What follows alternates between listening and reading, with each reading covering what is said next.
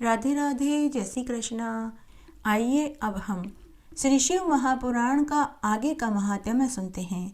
ब्रह्मा जी बोले कि हे ऋषियों, अब इसके आगे सर्व काम और सुखदायक महादेव जी की उत्तम पूजा विधि को कहता हूँ, तुम ध्यान से सुनो। ब्रह्म मुहूर्त में उठकर पार्वती जी सहित शिव जी का स्मरण करें। भक्ति पूर्वक हाथ जोड़कर सिर झुकाकर इस प्रकार प्रार्थना करें कि हे देवेश, हे हृदय में शयन करने वाले, अब आप उठिए उठिए। हे उमापति, आप उठिए और ब्रह्मांड का मंगल करिए। धर्म में मेरी प्रवृत्ति और अधर्म से मेरी निवृत्ति कीजिए। हे महादेव, मैं तो आपका सेवक हूँ। ऐसी भक्ति के वाक्य कहकर गुरु के चरणों का स्मरण करके शौच आदि से निवृत्त होकर मिट्टी और जल से देह को शुद्ध करके दातुन करें। सूर्य के निकलने से पहले दातुन करके जल से 16 बार कुल्ला करें। षष्ठी आदि यम की तिथि नवमी को रविवार हो तो इन दिनों में दातुन न करें। नदी अथवा घर में यथा समय स्नान करें। देश काल के अनुसार स्नान करें। रविवार, श्राद्ध, संक्रांति तथा ग्रहण, महादान, तीर्थ और व्रत के दिन गर्म जल से स्नान न करें तथा अपवित्र होने पर भी गर्म जल से न नहावें। क्रम से वारों को देखकर ही तेल लगावें। फिर पूर्व दिशा की ओर मुँह करके स्नान करें। ऋषियों और पितरों की प्रसन्नता के लिए तर्पण करें। धुला हुआ वस्त्र धारण करें। मृग चर्म आदि पर बैठकर आसन लगा त्रिपुंड लगावें। भस्म के अभाव में जल से ही त्रिपुंड लगा लेना चाहिए। त्रिपुंड धारण कर रुद्राक्ष धारण करें। फिर अपने सब कर्मों की सिद्धि के लिए शिव जी की पूजा करें। फिर मंत्र पूर्वक 3 बार आचमन करें। गंगा बिंदु ऐसा कहता हुआ 1 बार आचमन करें। फिर गुरु से सीखे हुए विधान से यथाशक्ति सब पूजन सामग्रियों को शिव जी के समीप स्थापित करें। धीरता पूर्वक जल, गंध, अक्षत से युक्त कर अर्घ्य पात्र लेकर उपचार की पूर्ति के लिए दक्षिण भाग में स्थापित कर गुरु को स्मरण कर भेंट की एक मुद्रा दिखाकर सिंदूर आदि से प्रधातों से विघ्ननाशक शिव जी की पूजा करें। फिर द्वार पर स्थित महोदर नामक द्वारपाल की पूजा करें। उसके पश्चात सती पार्वती जी की पूजा करें। उन्हें चंदन, कुमकुम, अनेक प्रकार के धूप दीपों से उनकी आरती करें। शिव जी की पूजा करें। इस प्रकार गुरु मुख से और भी जो भी बहुत सी पद्धतियां और पूजा प्रकार हैं सीख कर वेद मंत्रों से महादेव जी को स्नान करा के उनकी पूजा करें।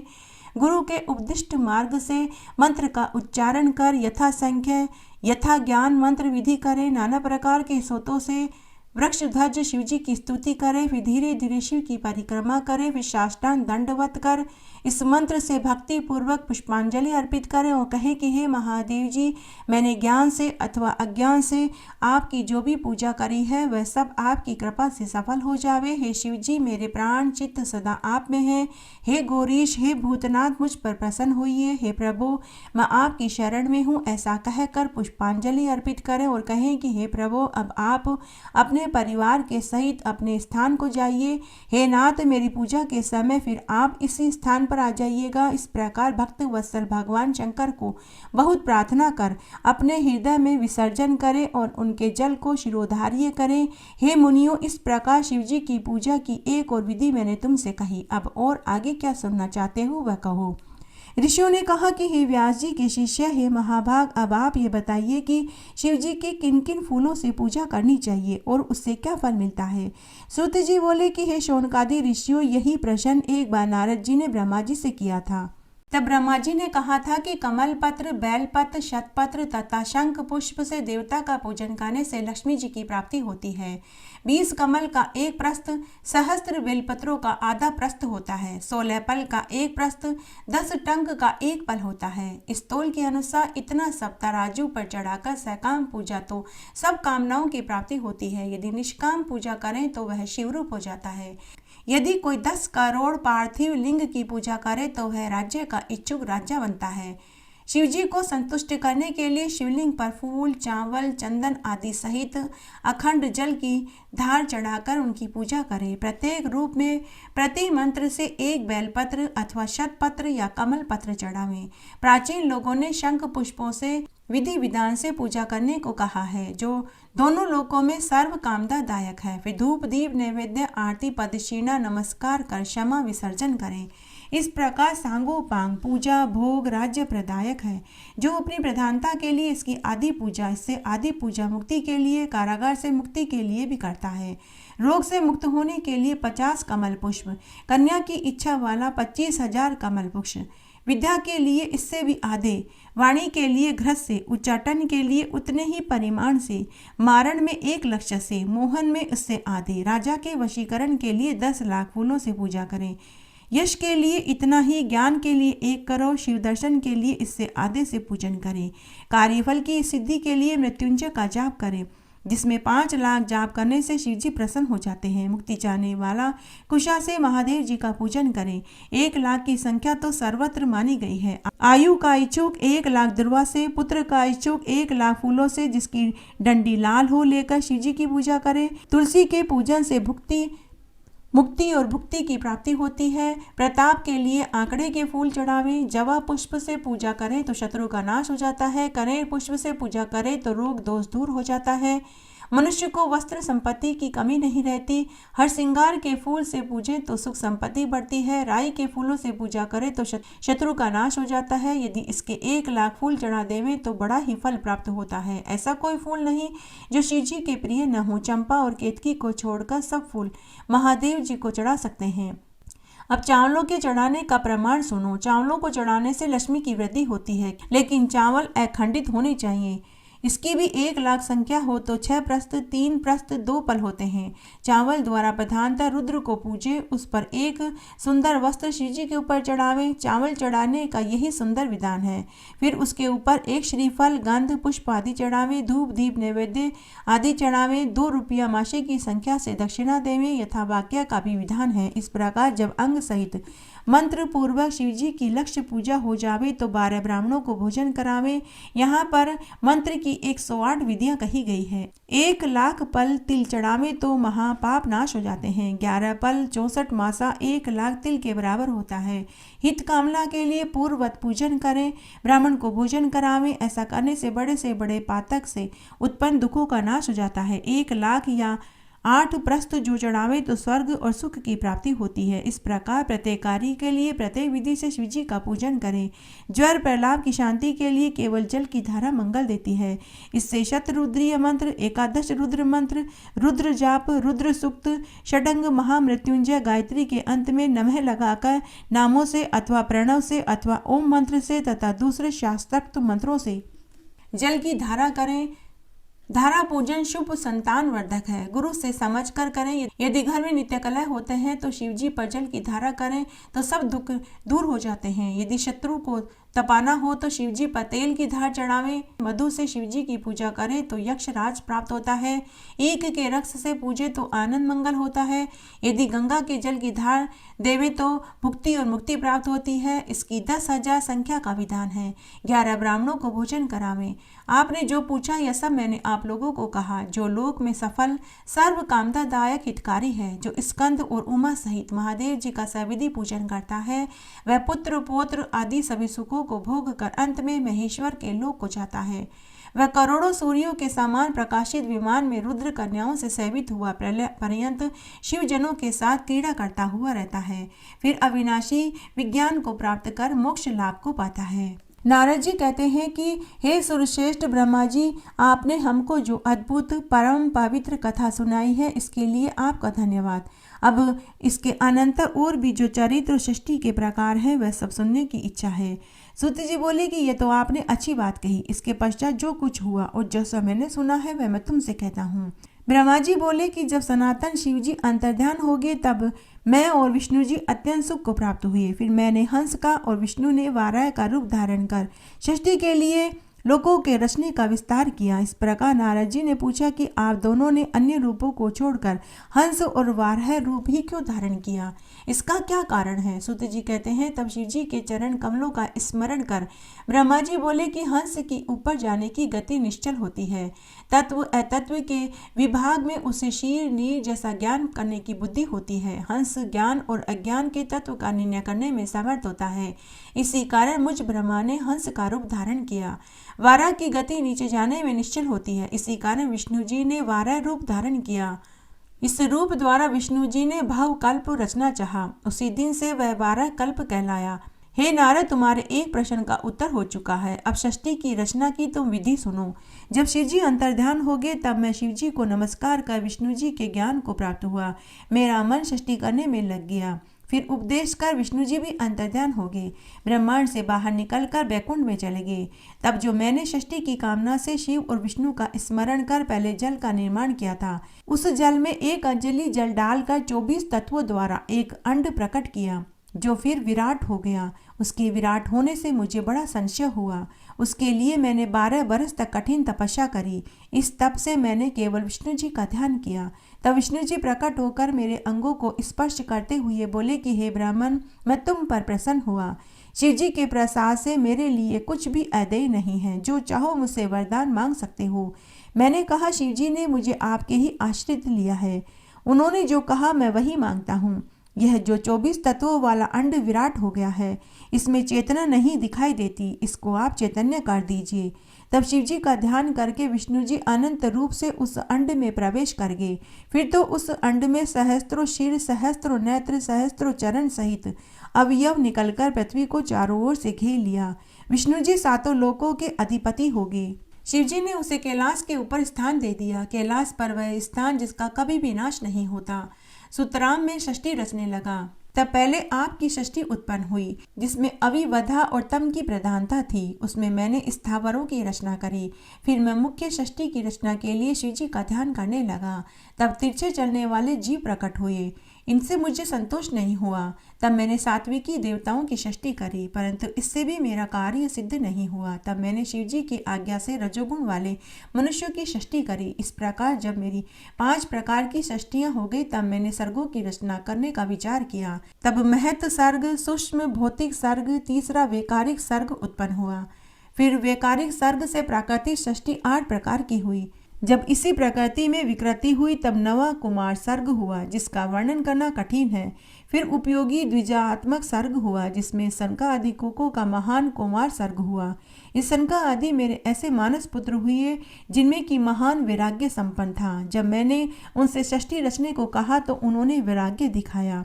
इससे मुझे अत्यंत क्रोध आया, यहाँ तक कि मेरे नेत्रों से आंसू की बूंदें टपकने लगी। तब विष्णु जी ने आकर मुझे समझाया कि शिव जी का तप करो। मैंने बड़ा भारी तप किया। तब मेरी बहुएं नासिका के मध्य से त्रिमूर्ति अर्ध नारीश्वर महेश्वर अपने पूर्ण अंश से सबके ईश्वर, अजन्मा तेज की राशि, साक्षात उमा के पति, सर्वज्ञ, सबके कर्ता, नील लोहित नाम वाले शिव जी प्रकट हुए। उन्हें देखकर मैं प्रसन्न हो गया और कहा कि अब आप ही अनेक प्रकार की षष्ठी कीजिए। तब वे देव महेश्वर अपने ही तुल्य बहुत से रुद्रों की षष्ठी करने लगे। ये देखकर मैंने उनसे कहा कि हे देव, अब आप जन्म मरण वाली प्रजाओं की रचना करो। इस प्रकार करुणानिधि महादेव जी हंसने लगे और बोले कि नहीं, मैं ऐसी अशोभन षष्ठी न करूँगा जो कि कर्मवश दुख के सागर में पड़े। मैं तो उन दुखियों का उद्धारक हूँ, उनको अच्छी तरह से गुरु मूर्ति के द्वारा ज्ञान प्राप्त कराता हूँ। अतः दुख रूप वाली प्रजा का निर्माण आप ही करिए। मेरी आज्ञा से तुम्हें माया की बाधा नहीं होगी। ब्रह्मा जी ने कहा कि ऐसा कहते हुए नील लोहित भगवान शंकर शीघ्र ही अंतर्ध्यान हो गए। ब्रह्मा जी बोले कि इसके बाद पंचभूतों द्वारा पंचीकरण करके उनसे स्थूल आकाश, वायु, अग्नि, जल, पृथ्वी, पर्वत, समुद्र, वृक्ष आदि काल आदि से युग पर्यंत कालों की भी मैंने रचना करी तथा षष्ठी के बहुत से पदार्थों को मैंने रचा। परंतु जब इससे भी मुझे संतोष नहीं हुआ, तो मैंने अम्बा सही शिव जी का ध्यान कर षष्ठी के लिए अन्य पदार्थों की रचना करी। अपने नेत्रों से मरीचि को, हृदय से भृंगु को, सिर से अंगिरा को, कान से मुनिश्रेष्ठ पुलक को, उदान से पुलस्या को, समान से वशिष्ठ को, अपान से क्रतु को, कानों से अत्रि को, प्राण से दत्त को, गोदी से तुम नारद को और अपनी छाया से कर्दम मुनि को उत्पन्न किया। साथ ही सब साधनों का भी साधन धर्म को भी मैंने अपने संकल्प से उत्पन्न किया। अब मैं कृतार्थ हुआ। फिर मैंने अपने 2 रूप किए। मैं आधे से नारी और आधे से पुरुष हुआ, जिसमें परम साधक पुरुष स्वयंभू मनु शतरूपा नाम वाली योगिनी एवं तपस्वनी वह नारी हुई, जिससे परम सुंदरी को ग्रहण कर मनु ने विवाह की विधि से मैथुन द्वारा षष्ठी की उत्पत्ति किया। तब उससे मनु जी ने प्रियव्रत, उत्तानपाद नामक 2 पुत्र तथा आकृति, देवहूति, प्रसूति नामक 3 कन्याएं उत्पन्न करी। आकृति को रुचि नामक मुनि को, देवहूति को कर्दम मुनि को दिया तथा उत्तानपाद की छोटी बहन प्रसूति को दक्ष प्रजापति को दिया, जिनकी संतानों से चराचर जगत भर गया।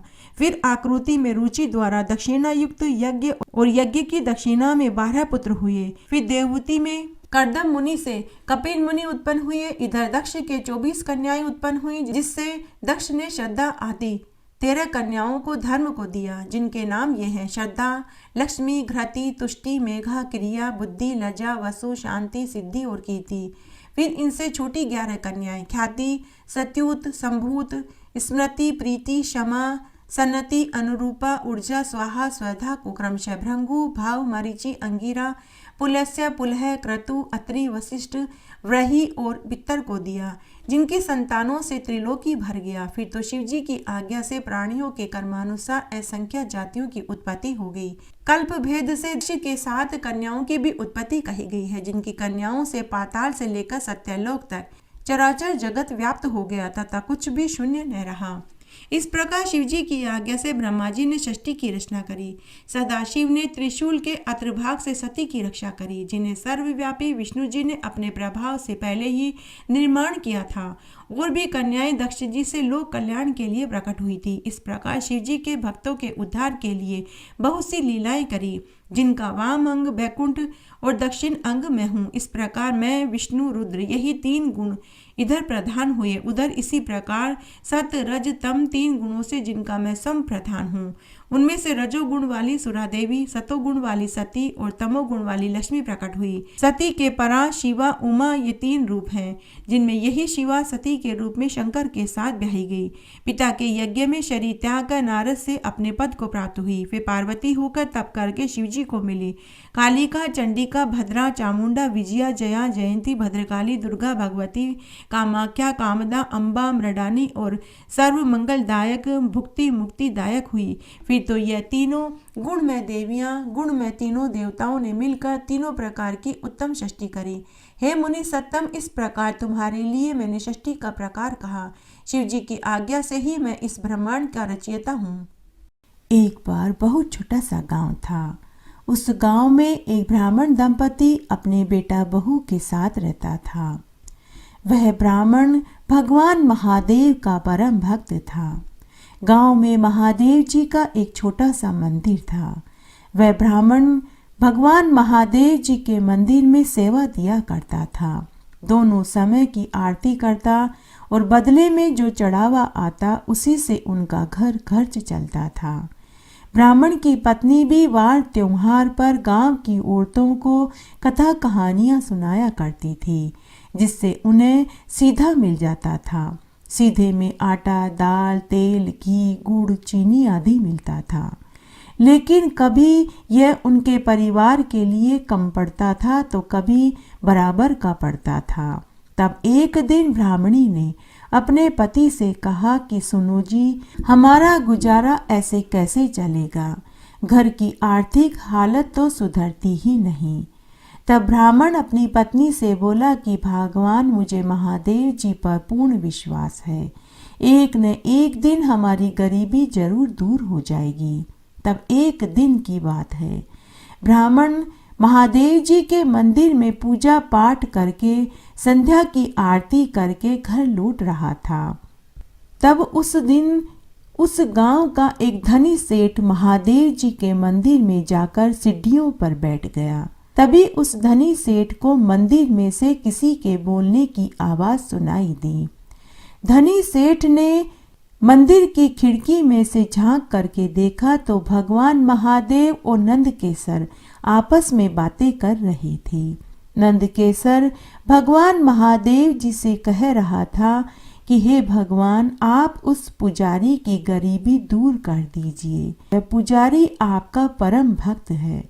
तब भगवान महादेव जी नंदकेसर से कह रहे थे कि हे नंदकेसर, मैं भी चाहता हूँ कि मेरा भक्त दुख न पाए, इसलिए हे नंदकेसर, इस बार महाशिवरात्रि के दिन मैं उस ब्राह्मण की गरीबी को दूर कर दूंगा।